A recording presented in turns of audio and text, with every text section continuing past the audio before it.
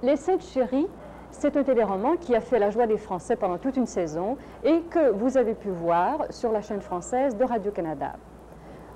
Depuis quelque temps, on tourne une deuxième série d'épisodes de ce téléroman et plusieurs des séquences filmées se passent ici, à Saint-Cloud.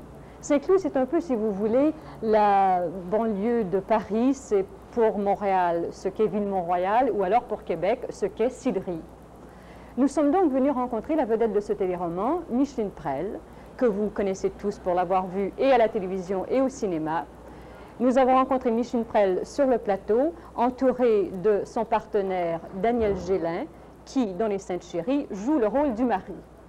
Micheline Prel, vous tournez une seconde série d'épisodes des Saintes Chéries, mais vous semblez tourner dans un appartement très dépouillé. Pourquoi ça? Parce que c'est le déménagement, nous avons changé d'appartement.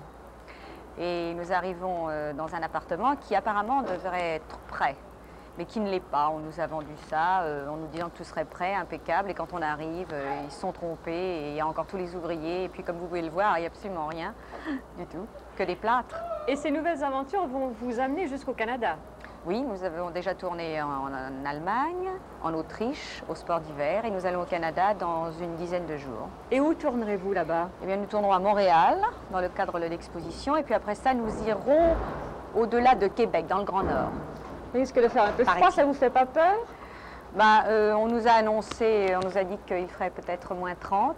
Alors j'avais des costumes chauds, mais je crois que je vais en prendre de plus chaud. Oui, et prendre sur place. Et prendre sur place qui nous manquera, oui. Est-ce que vous allez faire appel à des comédiens canadiens pour compléter la distribution? Oui, bien sûr, absolument. Nous allons faire appel non seulement à des comédiens canadiens, mais à des techniciens canadiens. Nous partons avec la plus grande partie de l'équipe ici, mais nous prenons toute une partie de l'équipe canadienne là-bas. Micheline Prel, si vous voulez, nous allons parler un peu de vous. Quand on pense à vous, on pense surtout au Diable au corps. Est-ce que ça a été le film le plus important de votre carrière? Je crois que c'est surtout un des films les plus importants du cinéma français. Alors évidemment, ça a été aussi un des films les plus importants de ma carrière. Quel est l'autre film que vous considérez aussi comme important dans votre carrière?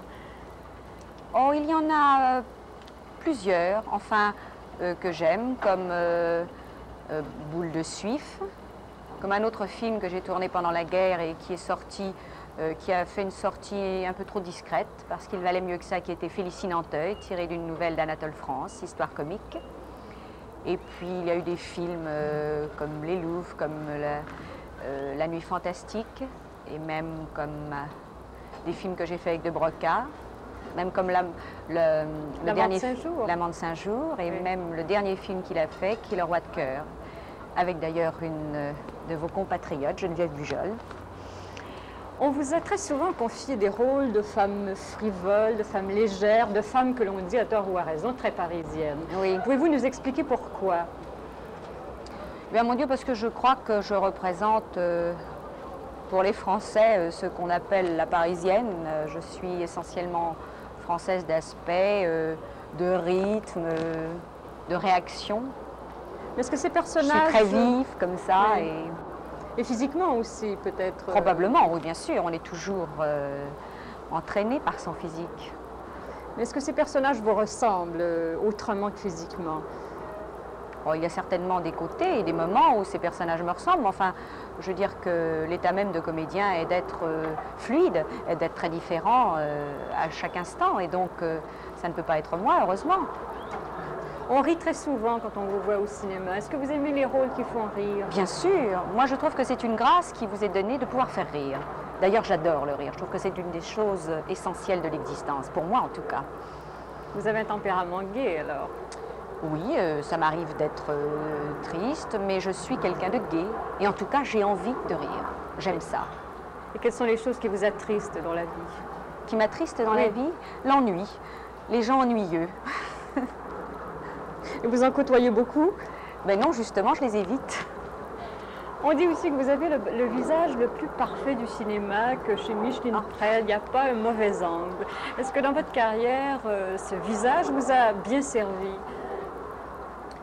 Oui, il m'a bien servi, mais en même temps, justement, ce personnage particulièrement au théâtre, je joue très peu au théâtre, justement parce qu'on m'a presque toujours proposé que des rôles de parisiennes et c'est-à-dire des comédies, qu'on appelle les comédies de boulevard, drôles, charmantes. Et moi, ça ne m'amuse pas au théâtre. Je suis ravie de faire ça pour les Saintes Chéries. C'est tout à fait autre chose, mais enfin, au théâtre, faire ça tous les soirs, j'en ai pas très envie. Non pas de ne pas faire rire, je vais probablement jouer une pièce de Feydeau à la rentrée. Je vais probablement jouer La puce à l'oreille avec Jean-Claude Brialy. Mais ça, je suis ravie de le faire, j'adore Feydeau. C'est du vaudeville, on va au bout et c'est très amusant. Et c'est merveilleux de faire rire. Alors, qu'est-ce que vous aimeriez faire au théâtre? Ce que j'aimerais faire au théâtre, des choses très diverses. Moi, j'aime faire des choses très différentes.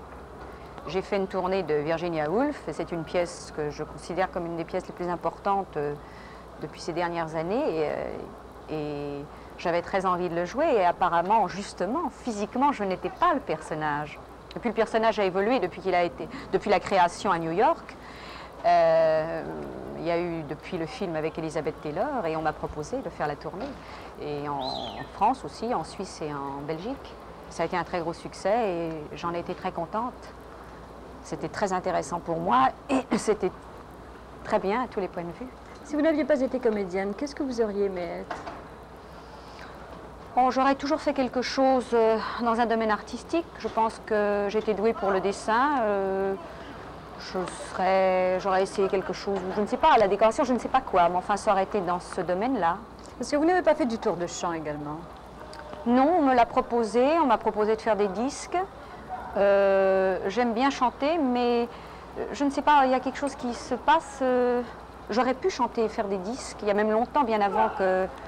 maintenant, c'est devenu une habitude, les comédiens. Oui, tous les comédiens se mettent autour de ça. Et moi, il y a très longtemps que j'ai eu la possibilité. J'ai même signé 2 contrats que je n'ai jamais mis contribution. Je ne sais pas pourquoi. C'est pas mon domaine. Mais Justine Prel, vous avez une fille. Est-ce que vous aimeriez qu'elle soit comédienne aussi? Si elle a des dons, oui, pourquoi pas, ça m'est égal. Elle en a sûrement d'ailleurs. En tout cas, elle fait de la danse, elle est passionnée et pour l'instant, c'est ça qui l'intéresse. Elle veut même faire de la chorégraphie, je trouve ça très bien. Ce qui est important, c'est pour tout le monde d'ailleurs, c'est de s'intéresser à quelque chose et de faire des choses.